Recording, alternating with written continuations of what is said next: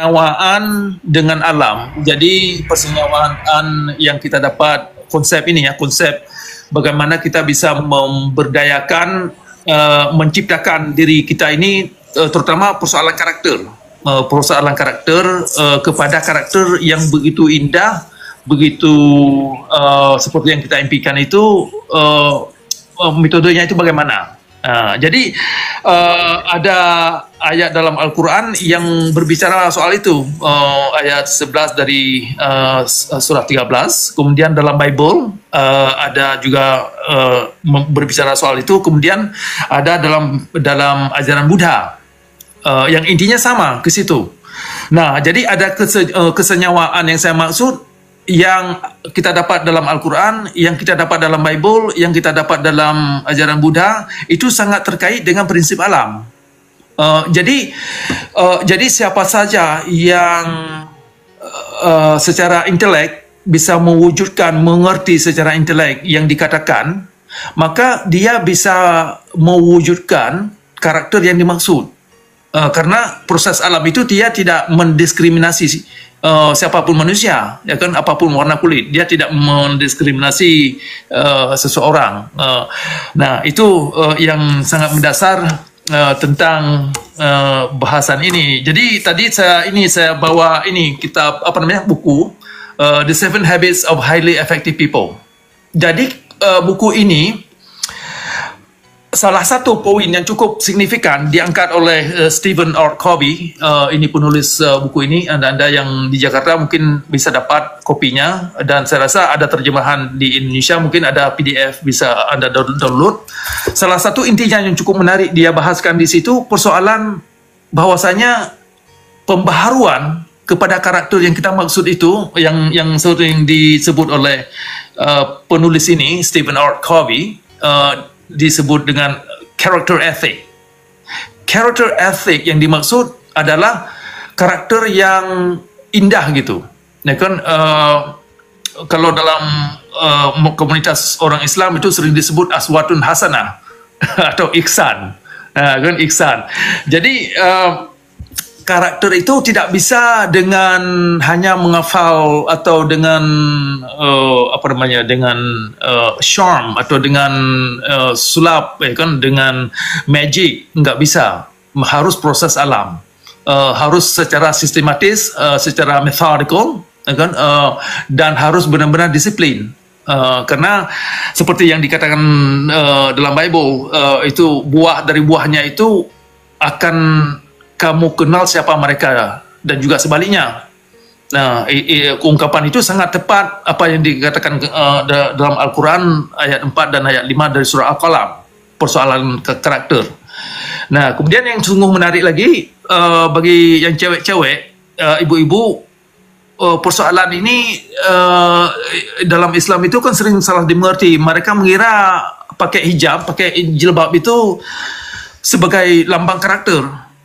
Al-Quran sangat menolak konsep itu, karena di ayat 26 surah 7 kalau nggak salah, seindah-indah pakaian, yang intinya dikatakan di situ, seindah-indah pakaian adalah karakter yang dimaksud oleh buku ini, The 7 Habits of Highly Effective People, adalah character ethic. Jadi character ethic ini tidak bisa dibentuk dengan dengan hanya pemalis mulut, ya kan, dengan hanya pemalis mulut, tetapi harus benar-benar dijiwai, karena dari buahnya itu akan keluar, apapun yang ditanam di dada itu akan keluar yang sesungguhnya karakter seseorang itu bagaimana. Nah, itu yang menarik sekali, topik yang saya angkat tadi. Makanya saya angkat ini mungkin karena ini sudah jadi bahan yang cukup populer di Amerika atau di mana saja, apalagi orang-orang yang di bisnis ya, untuk bisa menginspirasikan organisasinya atau tokoh masyarakat yang ingin memberdayakan masyarakat kepada kemajuan, kreativitas dan produktivitas, ya kan, apa yang mereka harus ketahui, ya gitu intinya, Pak Nabirong. Itu sekelas overview. Silakan. Keren Pak. Saya tadi mendengar Bapak juga mengatakan no one can serve two master ya. Ya. Ya, itu Matthew 6 ya, Matthew chapter 6 24. Nah, itu Matius 6 ayat 24 itu memang dikatakan tidak seorang pun dapat mengabdi kepada dua tuan. Betul. Seperti yang Bapak bilang tadi, kita mempertuankan pikiran kita hingga kita mencapai sesuatu yang kita inginkan. Ini mempertuankan. Ya, kita mengikuti apa yang kita pikirkan. Itu artinya mempertuankan atau mempertuhankan. Jadi kita tunduk kepada apa yang kita pikirkan tadi, kan itu, Pak. Hingga kita melakukan apa yang kita pikirkan itu. Itu betul. Itu sangat benar sekali. Makanya di dalam kehidupan kita memang kita harus mempunyai dasar-dasar pemikiran yang seperti apa gitu. Di dalam Alkitab sendiri jelas saya membawakan ini apa yang saya pelajari dari Alkitab gitu. Nah, di dalam Alkitab kami sendiri itu diajarkan begini, semua yang benar, semua yang mulia, semua yang adil, semua yang suci, semua yang manis, semua yang sedap didengar, semua yang disebut kebajikan, semua yang patut dipuji, itulah yang kamu pikirkan. Nah, inilah yang harus kita pikirkan. Inilah yang seperti Bapak bilang. Saya pernah baca satu filsuf Amerika. Saya pernah baca filsuf Amerika namanya William James, Pak. Namanya Thoughts Become Perception, Perception Becomes Reality. Ya, pikiran ini menjadi satu persepsi dan persepsi ini menjadi kenyataan seperti yang Bapak bilang tadi. Jadi apa yang kita pikirkan itu nanti akan menjadi kita atau menjadi diri kita yang tadi akan terjadi di dalam kehidupan kita, gitu. Makanya apa yang kita pikirkan ini kita akan tunduk kepada pikiran kita, lalu kita melakukannya gitu. Tetapi di dalam Alkitab jelas dikatakan pergaulan yang buruk merusak kebiasaan yang baik. Iya. Nah, makanya saya bilang kalau kita punya tujuan kemana, kesitulah yang kita pikirkan, maka kita akan melakukannya. Kayak tetap di dalam Kolose 3 ayat 1 dan 2 dikatakan jelas begini. Kalau memang kita berpikiran kepada tentang ketuhanan, perkara-perkara ketuhanan, maka kita pikirkanlah perkara-perkara yang di atas, bukan yang di bumi. Nah, sekarang tujuan kita yang mana? Betul ya, kalau kita pikirkan yang di bumi artinya ya tujuan kita hanya untuk di bumi ini saja. Tetapi kalau kita berpikir kepada bagaimana nanti dan tentang bagaimana perkara-perkara nanti yang di atas, ya kita harus memikirkan perkara itu supaya kita menjadi ada di dalam sana nanti. Makanya saya bilang pergaulan yang buruk itu merusakkan kebiasaan yang baik. 1 Korintus 15:33 ya, dan Filipi 4 ayat 8, semua yang benar, semua yang mulia, semua yang adil, semua yang suci, itulah yang harus kita pikirkan. Gitu, supaya itu menjadi diri kita. Bagaimana karakter kita bisa terjadi ya, menjadi seorang yang mulia, menjadi seorang yang adil, semua yang suci, yang manis. Ya kita harus pikirkan itu supaya kita menjadi seperti itu. Nah, itu benar. Jadi itu pembangunan karakter yang harus kita bangun dari sejak dini. Gitu, Pak. Silakan yang lain.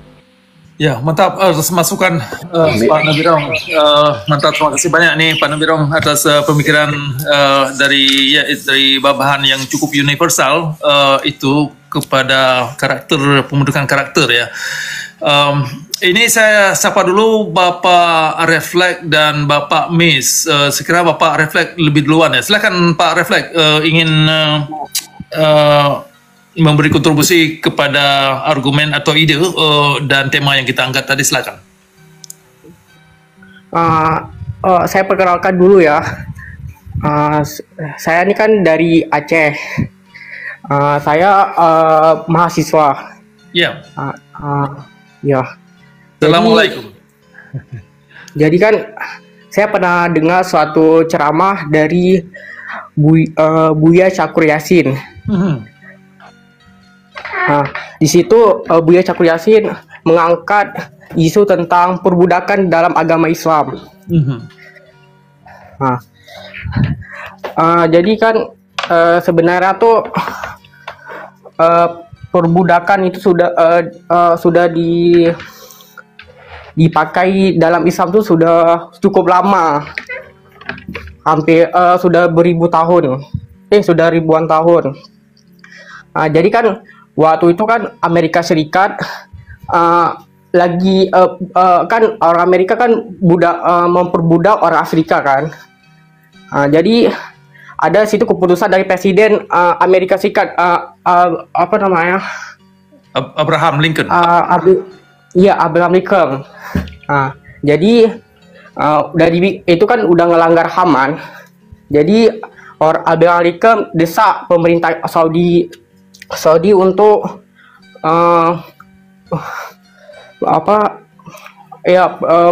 perbudakan itu dihapus.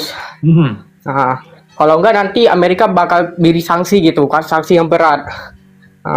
Tapi banyak di para kalangan ulama dengan yang ada di Arab tuh menentang hal itu karena dianggap itu sudah bukan bagian dari Al-Quran gitu kan. Jadi para ulama malah mengkafirkan petinggi Arab. Tapi sekarang sih perbudakan itu udah nggak ada lagi di Arab. Gitu sih setahu saya, itu dari ceramahnya Ustadz Buya Cakur Yasin. Iya. Ya, bagus. Iya, memang terima kasih Pak Reflect atas pemikiran itu. Memang ada dua dimensi yang di situ. Satunya bisa kita pakai menyangkut karakter. Mungkin saya kira apa yang dikatakan Abraham Lincoln itu adalah refleksi daripada karakter dia sebagai manusia, ya kan? Dia menilai bahwasanya perbudakan itu adalah satu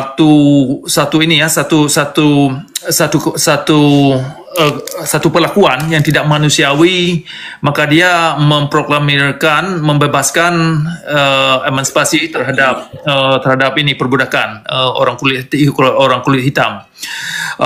Walaupun itu kan sangat bertentangan memang dalam Al-Quran, makanya walaupun ini topik sudah agak ke samping daripada topik yang kita angkat tadi, tetapi bisa saya sebutkan sedikit.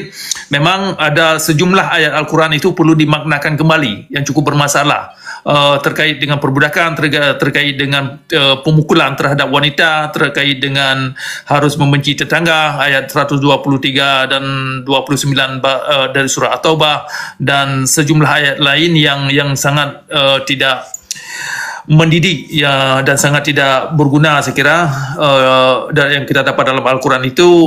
Terutama saya potong dulu.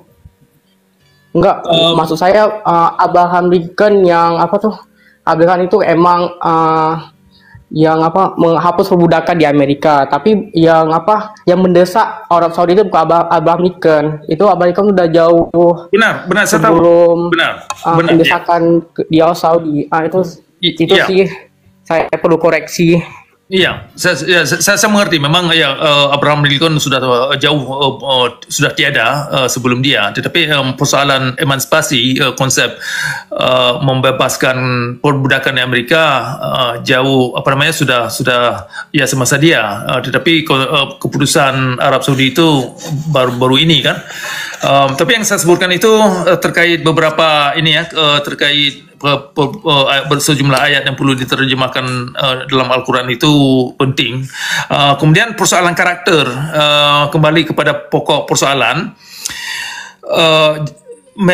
yang ingin saya fokuskan di sini adalah dari ayat-ayat yang sangat universal, apa yang kita dapat dalam Bible, apa yang kita dapat dalam Al-Quran itu, apa yang kita dapat dalam ajaran Buddha, persoalan bagaimana kejadian mewujudkan impian kepada karakter yang indah, kepada karakter yang ihsan, aswatun hasanah, karakter yang punya sifat-sifat yang baik.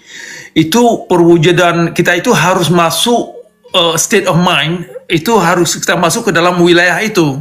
ke dalam wilayah yang kita inginkan, ke dalam wilayah kepada nilai-nilai yang kita impikan. Jadi makanya dalam Bible itu ayatnya saya lupa, itu ada digambarkan jangan untuk bisa kita memikirkan berhati-hati apa yang kita pikirkan. Itu pada Proverbs bab 4 ayat 23. Yang intinya di situ berhati-hatilah kamu apa yang kamu masukkan dalam pikiran kamu, karena pikiran kamu itu akan membentuk karakter. Ya kan?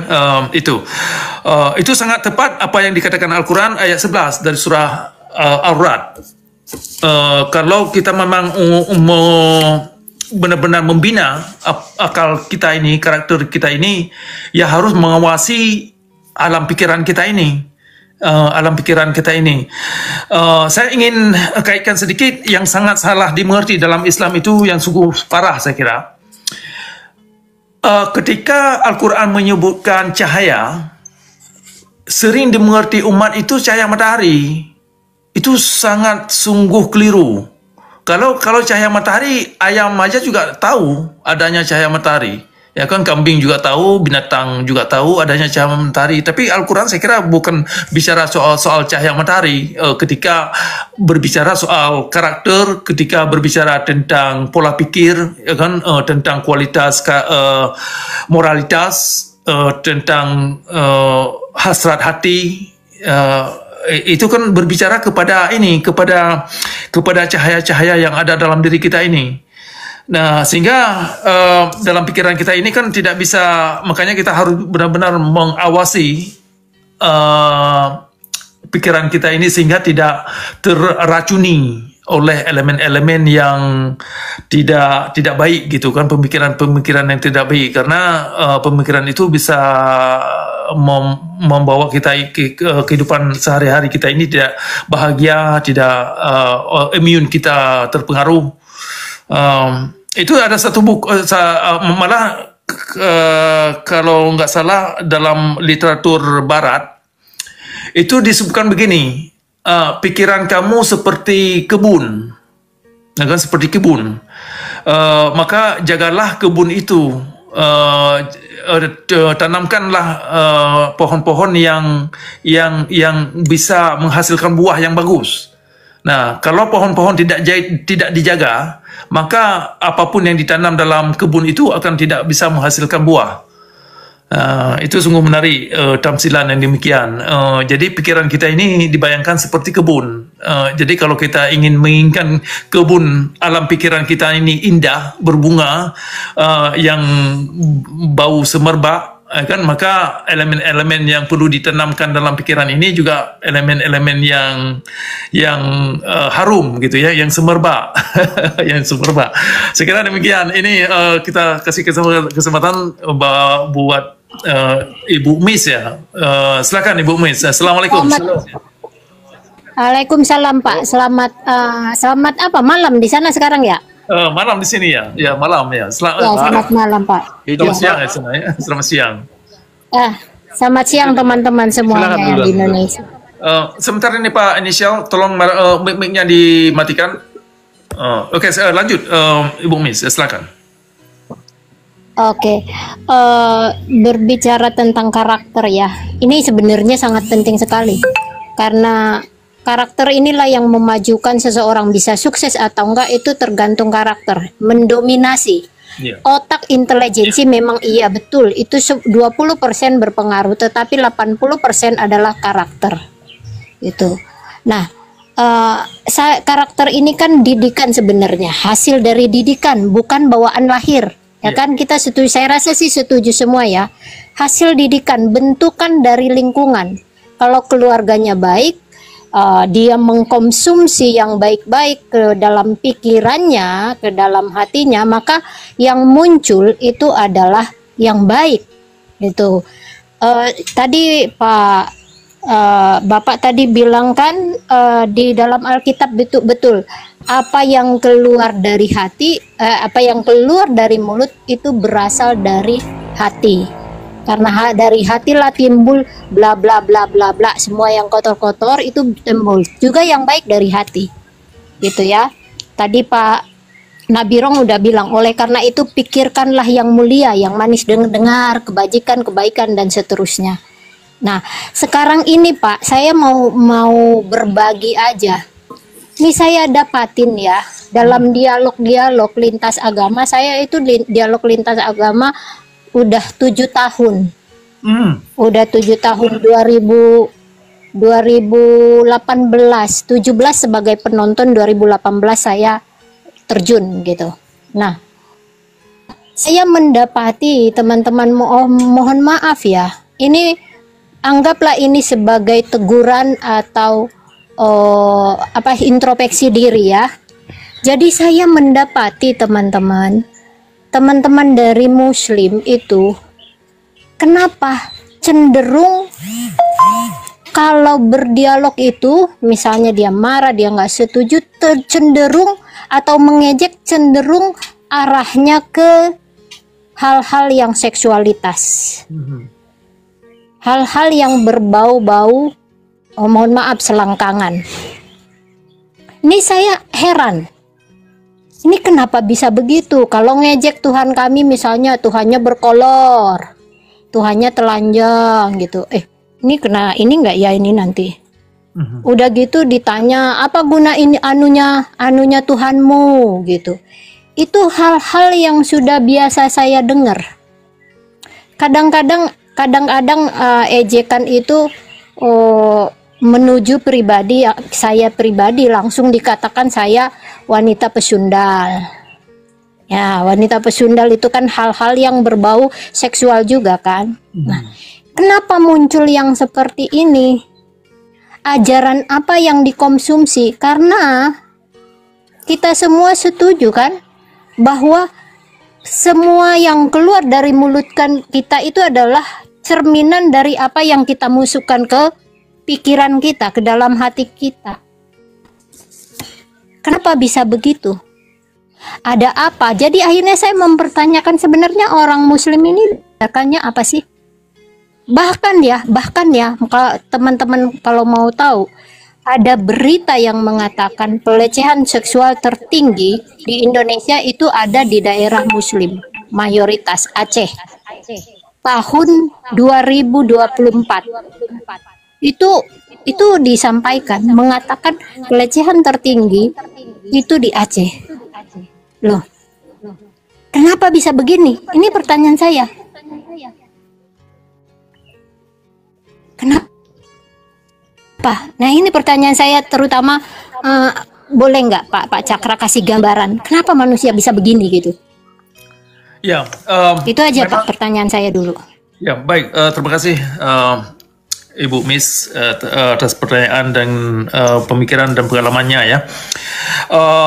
Ini menarik persoalan karakter di dalam Islam. Memang persoalan karakter sungguh tidak diperdulikan dan tidak umumnya tokoh-tokoh agama, ustadz-ustadz tidak tahu bagaimana cara mengerti dirinya. Itu satu, sehingga moralitas dalam Islam itu secara ortodoks itu tidak, ini kan sangat-sangat memprihatinkan. Jadi ada beberapa dimensi yang membuat umat Islam gagal menggunakan agama yang dianut itu kepada pembentukan karakter. Misalkan di satu sendi ada rukun Islam yang di dalamnya ada sejumlah ritual sembahyang, puasa, bersyahadat, naik haji, umrah, dan puasa. Itu ritualitas itu ternyata tidak terkait dengan prinsip alam. Itu masalahnya. Sehingga untuk pembentukan karakter itu sangat tidak mungkin. Jadi ritualitas yang ada di dalam Islam itu sungguh sia-sia dan sungguh membazir. Dan malah mengacu umat kepada untuk mengingkari prinsip alam. Ini saya tidak menyukai. Interupsi sedikit Pak. Pak, boleh interupsi sedikit sebentar, Pak Inisial, sebentar ya. Pak, sebelum saya turun. Boleh ya, turun. Ini boleh Pak, saya interupsi sedikit ya Pak. Boleh ya, sebelum saya turun Pak. Sebentar ini boleh interupsi sedikit Pak. Sebentar, maaf. Tadi sudah saya kasih tahu. Sebentar, ini saya tanggapi dulu sebelum saya terlupa. Jadi itu dalam satu sendi dalam Islam itu ritualitas yang ada dalam rukun Islam tidak bermanfaat. Kemudian yang kedua, janji Islam secara umum membawa umat kepada kehidupan yang terang benderang, kepada kehidupan yang rahmatan lil alamin, kepada kehidupan orang yang baik-baik. Kalau kita perhatikan dengan teliti di dalam ajaran-ajaran fikih, dalam ajaran-ajaran butir-butir yang kita dapat dalam kitab hadis dan Ahlussunnah, yaitu termasuk Sirah Muhammad dan lain-lain, itu tidak ada mekanisme atau peta kepada pembentukan karakter. Itu masalahnya. Kemudian yang lebih ini lagi, komponen-komponen yang sehari-hari gitu. Jadi sehari-hari itu memang masyarakat Islam sudah dinarasikan, dikondisikan dengan butir-butir yang kotor. Misalkan benci orang Yahudi. Yahudi itu memang apalah itu kan. Kemudian benci ke agama-agama yang lain. Kemudian membenci sesama Muslim. Boleh instruksi sedikit Pak. Instruksi boleh sedikit Pak. Saya dari tadi nyimak. Boleh instruksi sedikit Pak. Maaf sebentar. Ini saya jawab dulu ini apa yang ditanyakan oleh Ibu tadi. Nah, itu kegagalan dalam Islam itu gagal menciptakan satu mekanisme untuk membentuk manusia itu kepada karakter yang baik-baik yang sangat terkait dengan prinsip alam. Nah, itu persoalannya. Walaupun ada sejumlah ayat Al-Quran yang saya kutip tadi, misalkan ayat 11 dari ayat 13, dari surah 13, itu sangat tidak laku dalam masyarakat Islam. Sungguh tidak laku. Kemudian ayat 36 dari surah Al-Isra yang mengajak manusia untuk berpikir. Itu sangat tidak diindahkan. Padahal itu kan karakter itu kan karena kita memberdayakan kita ini berpikir bagaimana membentuk secara fisiologi, secara kebiasaan. Karena dari kebiasaan itu kan membentuk karakter. Seperti Pak Nabi Rong katakan tadi, pikirlah yang indah-indah, pikirlah kepada kesucian, hal yang baik-baik, sehingga dengan pikiran ini akan membentuk karakter nantinya.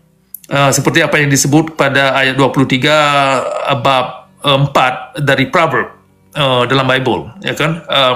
Nah, jadi dalam Islam hal yang demikian sangat aneh gitu. Tidak ini bukan jadi bahan sehari-hari. Biarpun mereka-mereka yang sudah ke pesantren, biarpun kita ke masjid, itu pada ceramah-ceramah Jumat jarang sekali.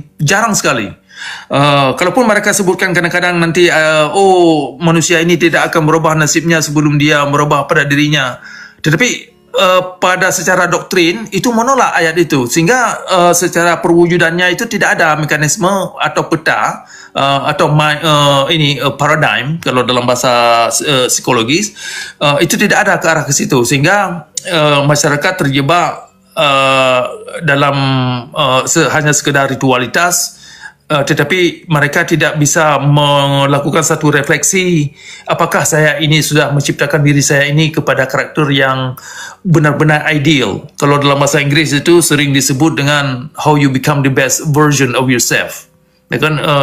Sebuah versi diri kita ini yang memang beginilah saya menginginkan diri saya ini begini, ya kan? Dalam Islam itu tidak ada mekanisme ke situ untuk menciptakan diri kita ini the best version of yourself, pada versi atau tipe personalitas yang benar-benar kita impikan, yang kita idamkan. Makanya saya mengangkat topik kali ini. Tadi saya sebutkan ini, buku ini mungkin Ibu bisa beli di Jakarta atau yang sudah diterjemahkan dalam bahasa Indonesia, yang judulnya The 7 Habits of Highly Effective People. Ya, bagus sekali bahasannya. Salah satu aspek yang dijelaskan di situ persoalan karakter yang disebut character ethic. Jadi character ethic ini tidak bisa dengan sulap, tidak bisa dengan ilmu-ilmu sihir, karena harus benar-benar disiplin, harus benar-benar dilakukan secara conscious, setiap hari, secara methodical, secara sistematis, ya kan? Karena dari kebiasaan akan membentuk karakter, dari pola pikir membentuk kebiasaan, dari kebiasaan membentuk karakter. Jadi kembali kepada pertanyaan yang ditanya itu, dalam masyarakat Islam itulah yang saya kira gagal untuk menciptakan umat kepada golongan baik-baik, kepada golongan yang produktif, pada golongan yang kreatif, yang memang yang bermanfaat kepada mereka dan juga bermanfaat kepada manusia lain, terlepas apa agamanya. Karena dari fondasi ajaran tidak ada ke arah ke situ. Memang tidak ada, sangat tipis. Sangat tipis sekali. Kalaupun ada segelintir orang Islam yang jadi orang baik-baik, itu mereka karena tidak terdoktrin dengan elemen-elemen ilmu fikih. Ya kan, ada segelintir orang Islam misalkan aman kita berkawan, dia baik, dia produktif, dia kreatif. Nah, itu karena dia tidak termakan dengan apa yang diajarkan dalam Islam. Walaupun dia sembahyang, mungkin dia tidak terpengaruh. Tapi orang-orang yang demikian hanya sedikit sekali. Secara ini ya, kalau kita lihat secara keseluruhan. Nah, itu yang kita sayangkan dan kita sedihkan persoalannya. Makanya persoalan karakter itu saya sependapat sekali seperti yang Ibu katakan, itu sangat terkait dengan didikan, dengan apa yang dididik, baik itu di sekolah atau di rumah. Kemudian poin satu lagi yang signifikan yang tadi Ibu angkat, karakter ini lebih penting daripada intelek, atau karakter ini lebih penting daripada jenius terhadap satu disiplin.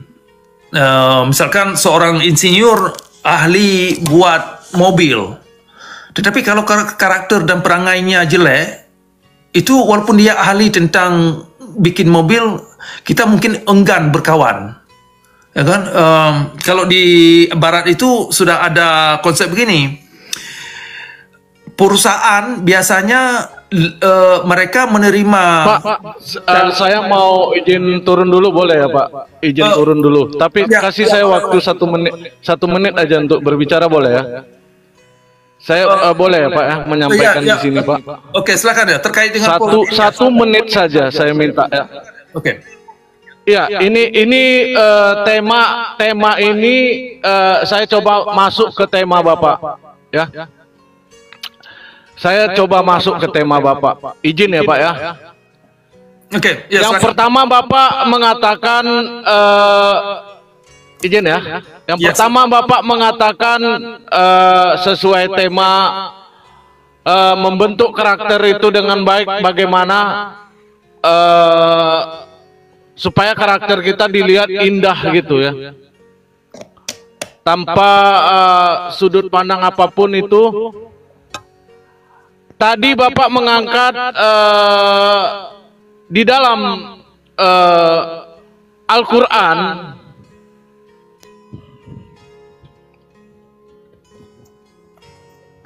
di situ Rasulullah sudah mengajarkan kepada kita bahwa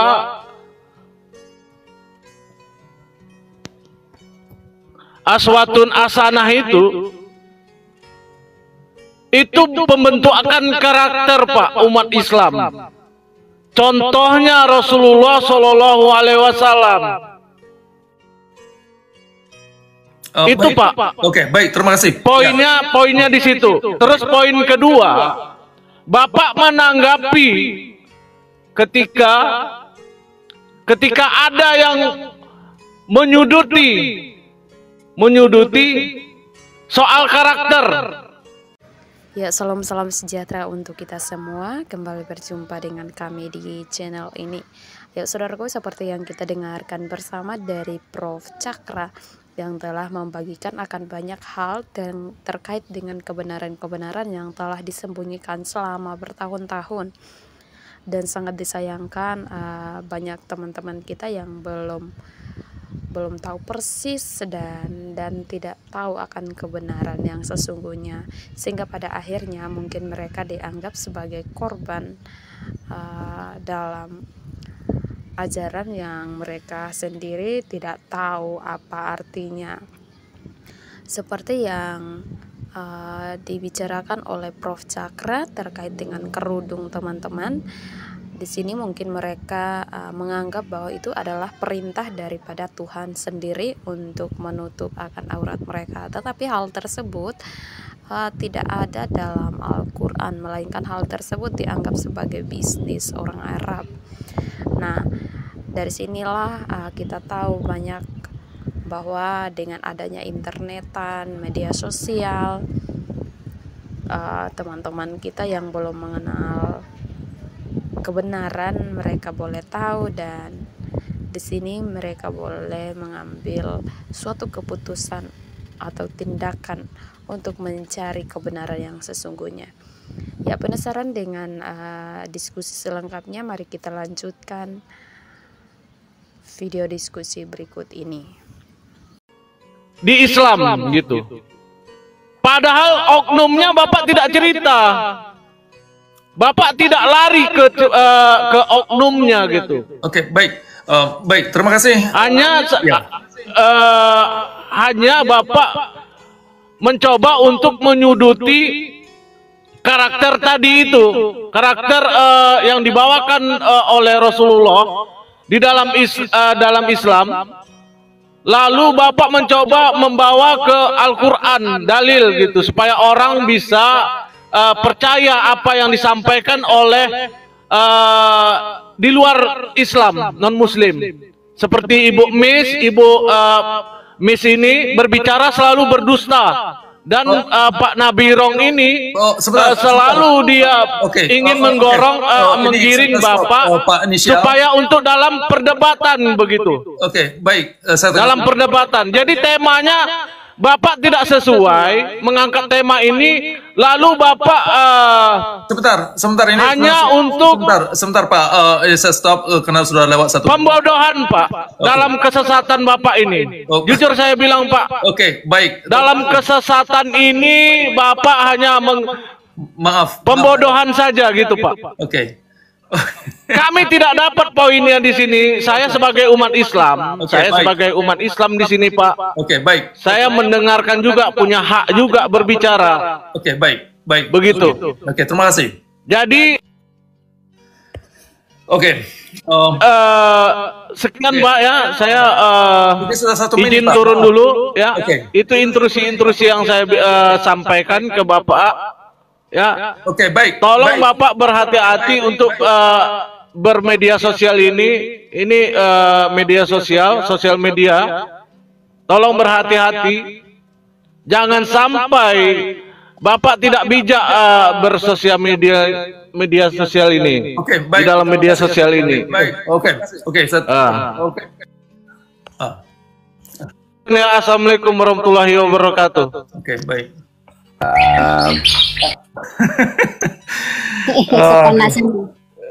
Bapak, tadi saya tidak berbohong ya ketika saya mengangkat pelecehan di Aceh itu tertinggi di Indonesia. Saya bisa tunjukkan beritanya. Iya, itu saya sudah lihat. Kita sudah perhatikan artikel itu Bapak yang tadi itu Bapak itu dia tidak. Itulah persoalannya. Sikap yang ditunjukkan oleh Bapak itu tadi yang barusan turun, itulah yang mendominasi masyarakat Islam. Sehingga ketika kita angkat persoalan karakter, itu seringkali mereka tidak mau menghadapi dengan kenyataan. Seperti misalkan data yang Ibu tunjukkan itu persoalan data pemerkosaan di Aceh. Kok bisa demikian? Ya kan itu kalau dia jujur dia bisa baca sendiri di internet. Itu kan kalau nggak salah di Kompas dan di Tempo itu ada, dan di Tempo ada ya. Ya, tadi saya ingin satu poin yang ingin saya tambah tentang karakter, perbandingan karakter dengan seseorang yang punya jenius terhadap satu disiplin. Jadi di Barat di sini di Amerika, walaupun seseorang misalkan satu perusahaan ingin mencari satu pegawai, satu bos atau presiden perusahaan, itu selain dilihat daripada resume, itu yang menentukan seseorang mendapat kerja itu sangat terpengaruh kepada karakter. Karakter dianya ini. Kalau memang seorang ini begitu dapat ijazah yang dari Harvard atau dari universitas yang tinggi, dia sungguh misalkan tahu engineer tentang satu disiplin, ya kan. Tetapi kalau karakternya buruk, ini perusahaan mikir balik. Karena kalau karakternya buruk, seseorang ini dia bisa menghancurkan perusahaan. Makanya karakter itu jauh lebih tinggi nilainya daripada ijazah. Itu kalau di Amerika. Di Eropa saya kira juga demikian. Nah, itu yang sungguh menarik yang perlu diperhatikan. Karakter itu nilainya luar biasa. Tidak bisa dibayar dengan uang, tidak bisa dibeli dengan uang, karena karakter itu sangat tidak bisa tidak bisa disulap. Tidak bisa disulap. Ya, betul Pak. Kalau karakter itu pembentukannya panjang. Benar. Itu harus dari kecil, bahkan kalau bisa sebelum dia umur 11 tahun. Di situ karakter itu, di situ ya akarnya yang paling kuat. Dan saya setuju dengan Bapak ketika dikatakan karakter itu nggak bisa disulap. Kita bisa berpakai topeng, pakai muka-muka palsu, menunjukkan karakter baik, tapi dengan berjalannya waktu, karakter kita akan terlihat yang aslinya. Ya. Itu. Benar, Tetapi benar. saya mau bilang ke Bapak, di Indonesia sebenarnya perusahaan-perusahaan juga mengutamakan karakter. Ya, bagus. Itu Makanya bagus. makanya di dunia kerja kadang-kadang muncul ada dikatakan toksit, karyawan toksit. Itu sebenarnya berkaitan dengan karakter. Benar, Gitu, benar Pak. sekali. Terima kasih. Ya, benar sekali. Mantap, bagus sekali masukannya, Bu.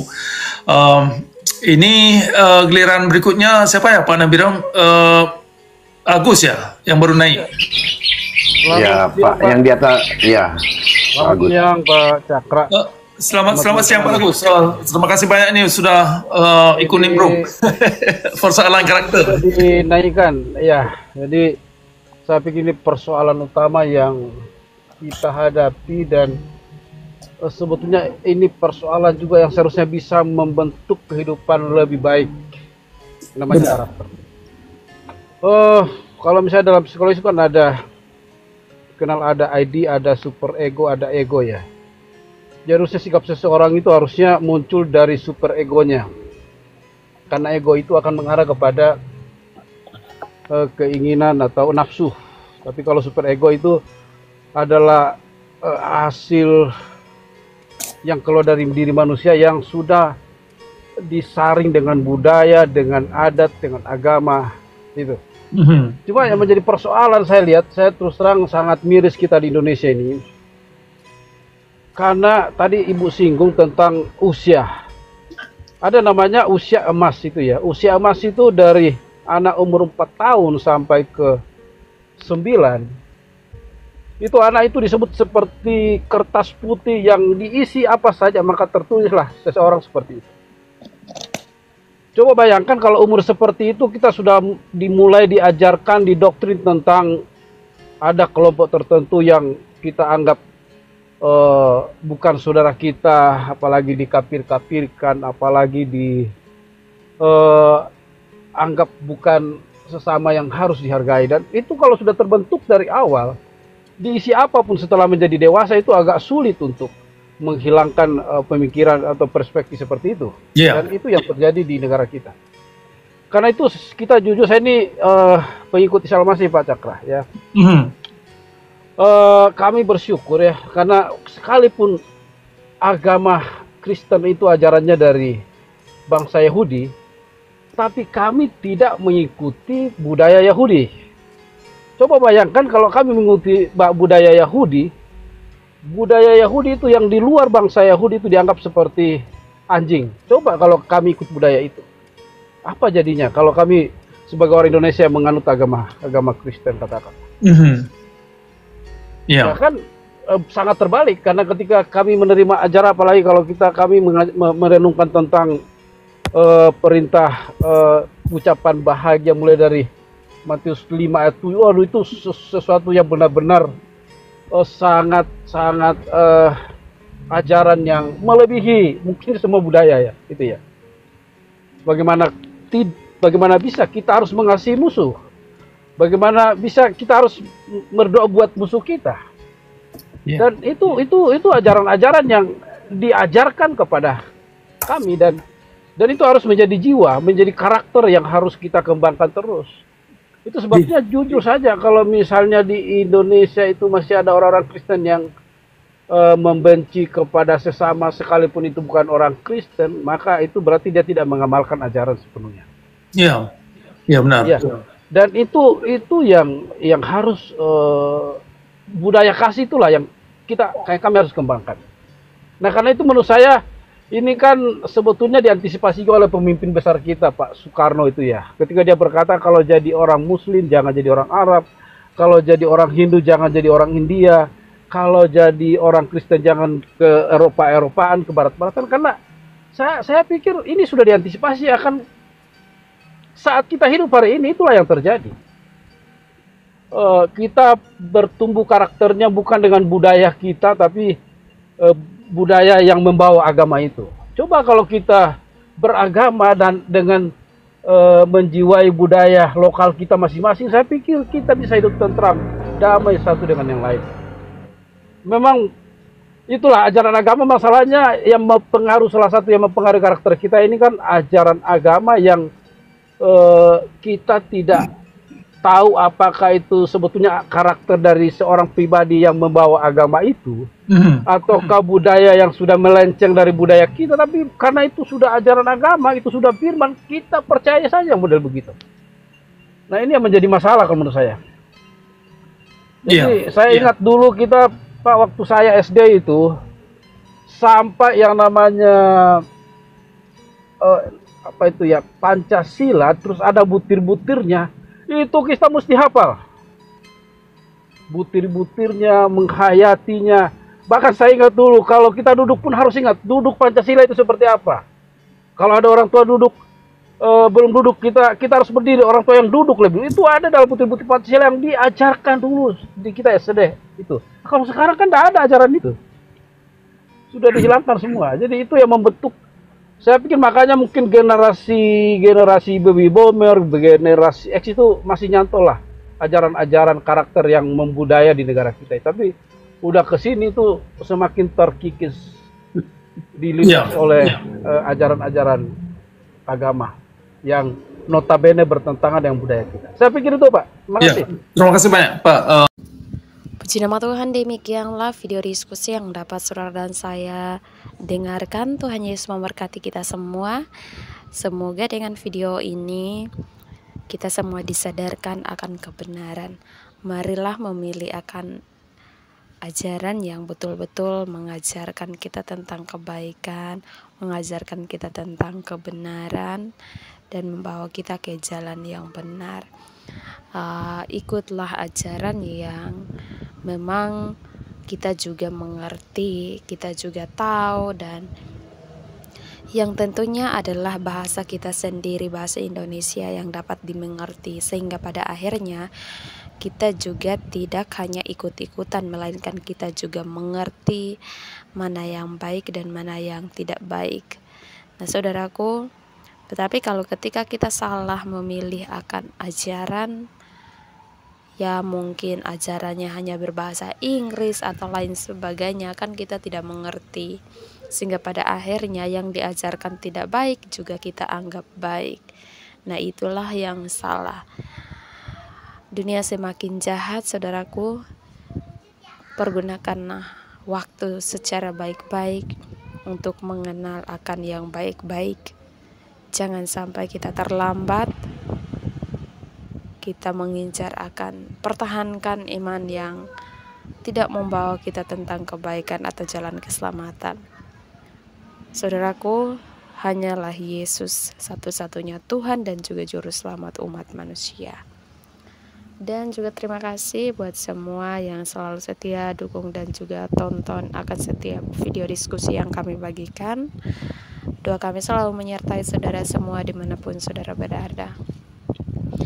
Dan satu pesan buat kita semua, mari kita doakan Indonesia kita ini yang sekarang lagi kerusuhan, baik di pemerintahan maupun agama, yang kita tahu bersama bahwa sekarang debat agama itu ada di mana-mana, dan juga pemerintah yang takar ruang kerusuhannya di mana-mana. Kita doakan agar Indonesia kita ini segera pulih dan aktivitas masyarakat kembali normal. Dan juga jangan lupa bagikan video ini di setiap grup rohani agar banyak jiwa yang dimenangkan oleh Tuhan. Ya saudaraku, untuk kita yang sudah mengenal Tuhan sejak kecil, tetap pertahankan iman kita dan tetap dekatkan diri kita dengan Tuhan. Semoga video ini dapat memberkati kita semua, dan salam, sampai jumpa di video kami selanjutnya. Haleluya.